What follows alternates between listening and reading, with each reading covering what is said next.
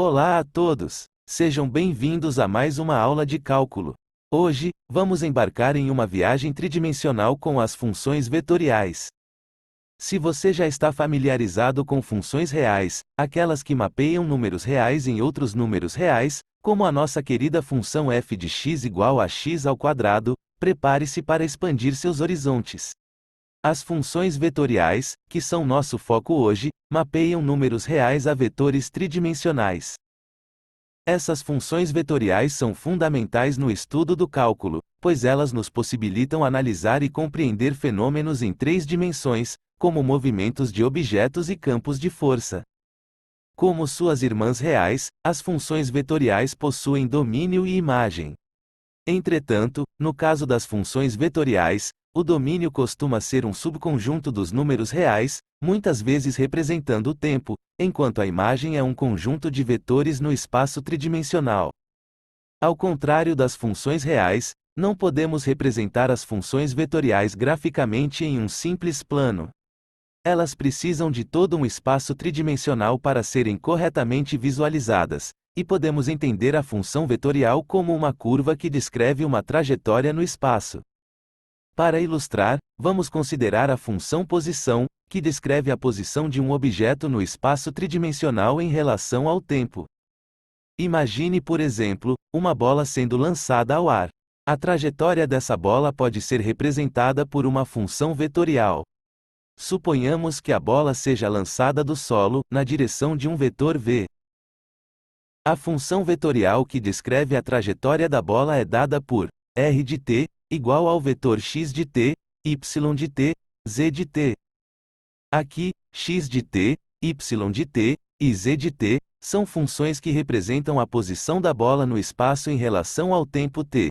Elas são definidas como x de t, igual a uma constante c, vezes t, y de t igual a zero, e z de t igual a c, vezes t, menos uma outra constante k, vezes t ao quadrado. Neste vídeo, não discutiremos os valores das constantes c e k, nem como obter essa função vetorial específica do nosso exemplo. O importante é entender que essa função mapeia cada número real t, a um vetor tridimensional, cuja coordenada x é c vezes t, a y é sempre zero, e a z é c vezes t, menos k vezes t ao quadrado. Agora, vamos observar o lançamento da bola, e vamos parar o tempo 1 segundo após a bola ter sido lançada.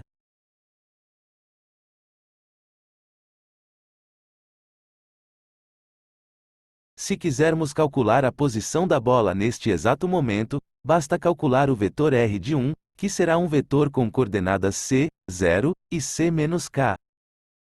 Além disso, qualquer ponto ao longo da trajetória da bola até esse momento, será igual a r de t, para algum valor de t entre 0 e 1. Por exemplo, essa posição será igual a r de 0,4. Se deixarmos a bola seguir seu curso, ela tocará o solo após raiz de 2 segundos desde o lançamento. A trajetória que a bola percorreu, que é a imagem da função r com t entre 0 e raiz de 2, é o conjunto de todos os pontos que podemos obter substituindo o valor de t na função r de t, por todos os números reais no intervalo de 0 a raiz de 2. Em outras palavras, para cada número nesse intervalo, ao colocarmos esse número aqui no lugar de t, o ponto resultante será um ponto pertencente a essa trajetória.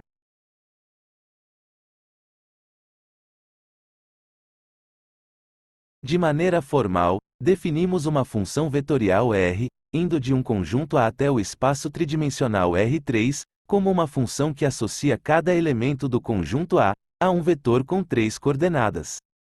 O conjunto A será sempre um subconjunto dos números reais. E em boa parte das aplicações, A representará um conjunto de tempos. Por isso utilizaremos a letra t para representar os elementos de A. Uma função vetorial pode ser desmembrada em 3 componentes, denominadas neste contexto como x de t, y de t, e z de t. Cada uma dessas componentes representa uma função real individual. Em muitos casos, o domínio da função vetorial pode não ser explicitamente fornecido. Quando isso ocorre, precisamos determiná-lo analisando os valores de t, para os quais as funções componentes são válidas, ou fazem sentido. Faremos isso no próximo exemplo.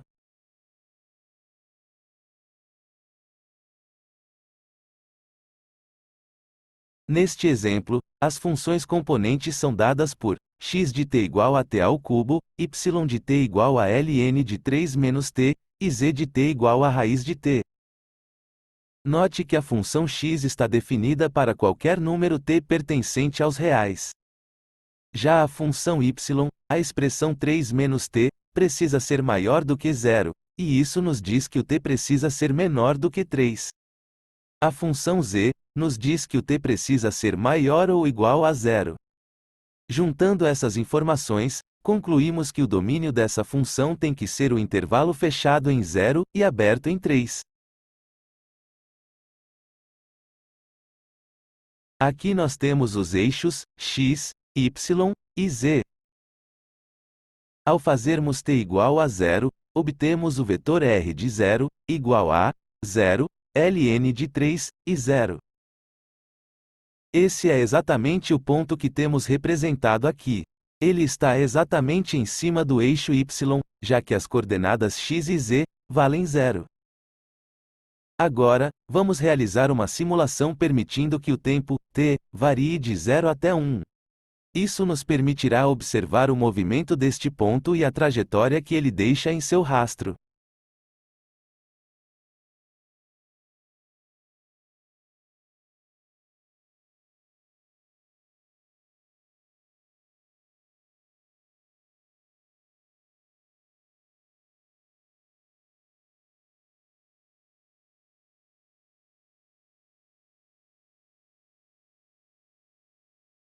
Esse ponto onde paramos a simulação, é o ponto dado por r de 1, que é o ponto de coordenadas 1, ln de 2, 1.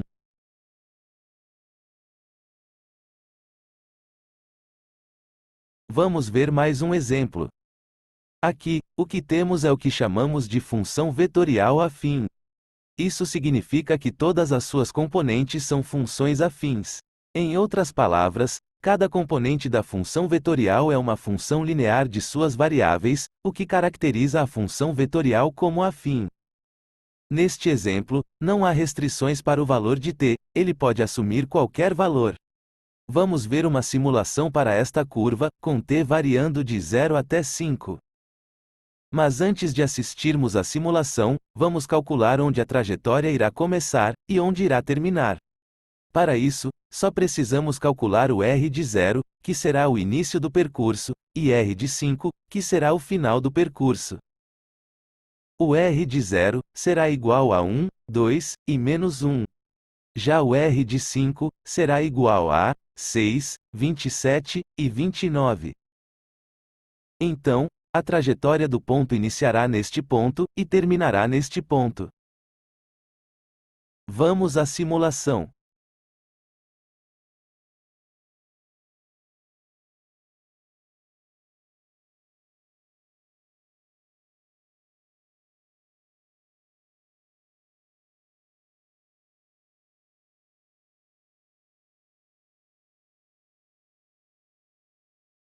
Observe que neste exemplo, a trajetória é um segmento de reta que liga os pontos inicial e final, que calculamos antes da simulação.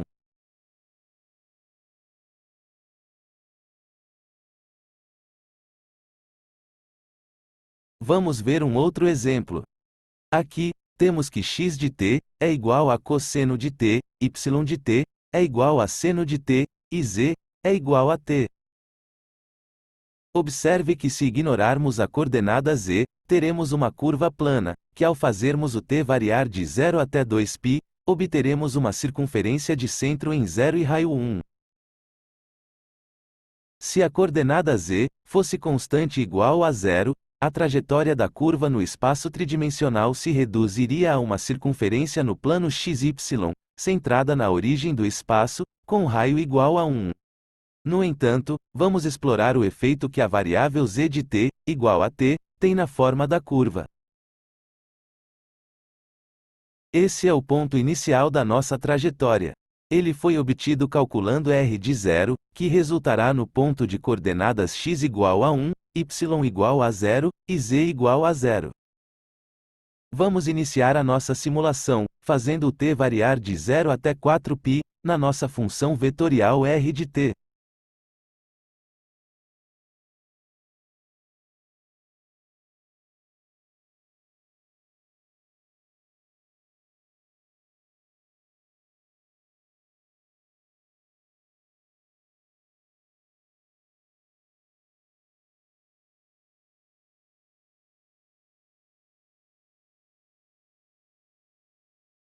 Esta curva é conhecida como hélice, já que seu formato lembra uma hélice.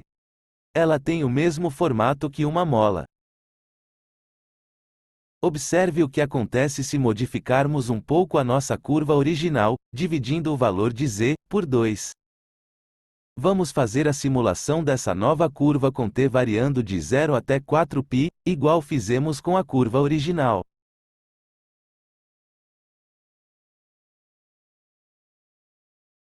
Observe que essa nova curva é simplesmente a curva original achatada ao longo do eixo z.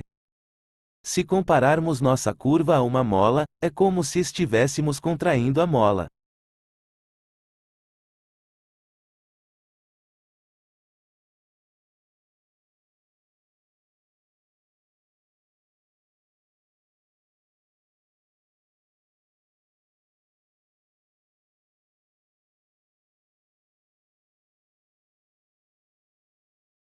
E aqui chegamos ao fim da nossa introdução às funções vetoriais. Espero que tenha conseguido visualizar como o domínio e a imagem das funções vetoriais se relacionam e como podemos usar essas funções para descrever trajetórias em um espaço tridimensional. Lembre-se, este vídeo é apenas o começo da nossa jornada com as funções vetoriais. Há muito mais por vir, vamos explorar conceitos mais avançados e fazer muitas mais simulações para ilustrar esses conceitos. É importante mencionar que, assim como qualquer outro conceito em cálculo, o entendimento só vem com a prática. Então, sugiro que você tente alguns exercícios, faça seus próprios desenhos e simulações, e não hesite em revisitar este vídeo se algo não ficar claro. Espero que você tenha encontrado este vídeo útil e tenha ficado tão animado quanto eu para continuar aprendendo sobre funções vetoriais. Fique ligado para os próximos vídeos, e não se esqueça de se inscrever no nosso canal para não perder nenhuma atualização. Até a próxima aula e bons estudos!